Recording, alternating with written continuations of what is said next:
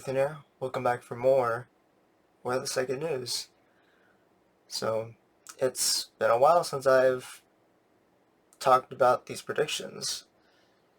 And at first I thought I wasn't really going to get any more because I thought to myself, if Spirit wasn't really going to give me much, then I'll just embrace whatever this new tornado season is, because this tornado season is very different this year. But I'm not going to get into that right now. I'll have another video later on about what's truly going on. Anyway, what predictions did I get for you guys? Well, since I have two I'm about to talk about, because usually I don't ever get two, like one after the other, be like back to back basically. I don't ever get that. I usually have like, oh, I get one like, let's say on June, and guess what, I'll get one on August. That's just for my example. I don't usually get like back to back. So this is the first time I got two different predictions, like one after the other the next day. Now, these predictions happen on July 25th and 26th, so that was really interesting for Spirit. And unfortunately, these were not tornado potential type of predictions. These are actually, they were both visual predictions, meaning I actually got like, actual visual of how the tornado is going to be like. But the worst part is that I don't really have a confirmation answer of where these two tornadoes are going to be at. So that's unfortunate. But without further ado, I'm going to start going with the first one I got. So this one's actually in the Great Plains, and what I mean by that is pretty much just a massive like plain field with barely any trees in the area. And this one was nothing too crazy at all, but I still would not take tornadoes too lightly. So this one I'm about to show you right here about this video about me drawing this visual tornado. This is more like a long, kind of like a really somewhat thick funnel, and I'm surprised it hasn't really like fully, maturely or kind of condensed fully enough, because the bottom part, like I saw the funnel cloud was trying to, add more debris cloud underneath it, trying to cover its entire thing, but most of it was like fully condensed with the entire funnel cloud in place. But I was like, okay, I guess it's still trying to do its thing. And then surprisingly, I was actually trying to, let's say I was just like trying to chase it down. I was trying to go towards it, but I was just like going down the road. And I think I was in a car, but I don't even know if I was. Anyway, I was going down the road, I was watching it, and somehow, I didn't think Spirit would do this, but I fast forward a bit more, and somehow the progression of the tornado moves, so it was a different, I would say that this tornado shifted into a elephant trunk, which what I mean by that is, take an elephant for example, and then you just take the trunk off, and then it's just like that, which I do have a video that's still going on, showing you guys my art about what it should be like. And I was like, wow, okay, that's interesting, you decided to be like that. And what I really could not ignore was that, unfortunately I did not draw it, but there was another cloud base, like another lowering. It was very flat, and I was like, is there going to be another tornado on the ground? Because that looked like a wall cloud. And if you guys don't know what a wall cloud is, I'll give you guys a little education on a little bit of meteorology, even though I'm not a meteorologist myself. But it's basically a lowering in the cloud base of the thunderstorm, and a wall cloud is capable of producing a twister.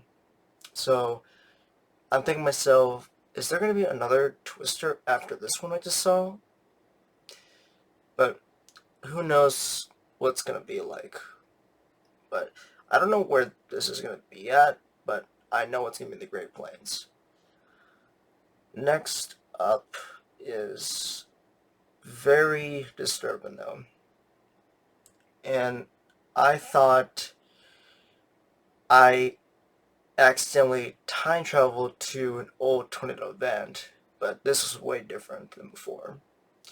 So this tornado very was very big. I don't really know how big this is. It's not a wedge. It's just like this. So imagine like this though, and it's rotating, but it's not all the way to the ground. And what I really don't like about this one is that this is rain wrapped. What I mean by that is there's a lot of rain spinning around it. So imagine having the wall cloud underneath it that's rotating, making the twister, but you have a lot of rain coming around it. And rain's really bad because whenever storm spotters are chasing a twister down, it's really bad to chase one because when there's too much rain, it can be very hard to get a visual. And I'm surprised this one doesn't get really heavy in rain, but there's just a good amount of rain in there. And that is my first time seeing a rain-wrapped tornado in my prediction. Where would this one be at is, it's kind of hard to say. I'm thinking this could be in Missouri, but I could be wrong on that. The one thing I was really surprised is that I don't know if I want to be right about this, but there was a storm spotter driving down right next to this rain-wrapped tornado. I was like, dude, what the hell? You're really getting close to this damn thing, and it's not like, to me, it wasn't that close, but I was like, no storm spotter would not go to this direction, and, oh my gosh. This makes me really worried, though, because normally storm spotters would not do this because while a tornado is forming, this chaser was on the other side, and I can see like the like a what chasers call it, a clear slot. That's where how the storm would rotate. And the worst part is that I don't really like saying this, but there is a surge of rotation, and that's called the rear flank downdraft. And that surge of inflow is very dangerous because what the rear flank downdraft does is that it goes downward, but it goes up. So how the tornadoes form is that you do need hot and cold air together, but when they're hitting each other like that, the air will spin, but you do need an updraft, and that's where that comes in. But that's not the only part that's where it's dangerous. When you're driving within the rear flank downdraft that's surging in with fast winds, it can cause a lot of damage, and it's not safe while you're driving on the highway or any other road. So, and the second thing I do want to add is that I'm surprised that I was expecting hailstones, but there was no hailstones. So that's the reason why driving right next to the twister while the clear slot's kind of like that close to you, it's extremely dangerous to chase. And I don't even know if this driver had any broken windshields or something like that, but I wasn't paying attention where I was like moving along. But I was like, okay, well, hopefully this guy doesn't get any hailstones. I didn't see any, but hopefully this driver didn't get any. I did not get a visual who the driver is, but I am moving down pretty fast. And I'm not even, like, moving down the road. I'm actually, like, moving, but I'm not going to do anything. So that's just kind of weird for me. But that's really dangerous, but I think this chaser might have moved down the road and quickly evaded. And I think he might have known that if he'd stood there for too long, there would have been too much rain and hail, and that's really dangerous. And in fact, the supercell thunderstorm actually produced too much rain, and it actually produced more rain to kind of cloak the twister. So I was like, okay, that's going to be really tough to see because a rainmat twister, chasing that is just very hard to get a visual based on how much rain there is. But man, that was crazy.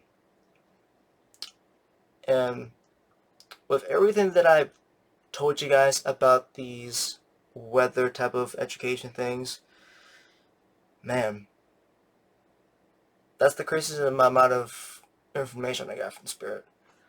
And what category would I put these two tornadoes? I would say that since I didn't really get any wind speed numbers, I would take a wild guess that these two tornadoes will be rated at EF2. But I won't know yet until things unfold, basically. But overall, this is your prediction. And hopefully this video will help you guys kind of be prepared for what's next. And don't know when this is going to happen.